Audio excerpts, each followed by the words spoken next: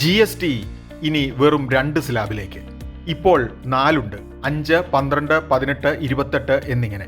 Deepavali കാലമായ October November മുതൽ 5%, 18% എന്നിങ്ങനെ 2 സ്ലാബിലേക്ക് മാറ്റാനുള്ള പുറപ്പാടിലാണ് കേന്ദ്ര സർക്കാർ എന്നാണ് വിവരം.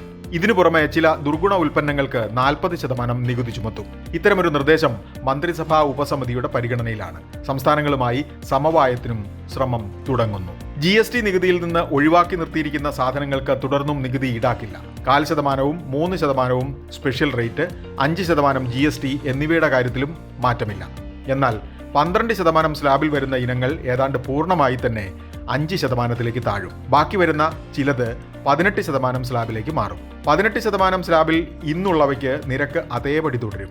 28% നികുതി സ്ലാബ് ഇല്ലാതാകും. ഇതിൽപ്പെടുന്ന ചിലതിന് 18% ആകും. സിഗരറ്റ്, പാൻ മസാല തുടങ്ങി 1/2 ഡസൻ ദുർഗുണ ഉൽപ്പന്നങ്ങൾ 40%ന്റെ പുതിയ സ്ലാബിലാകും.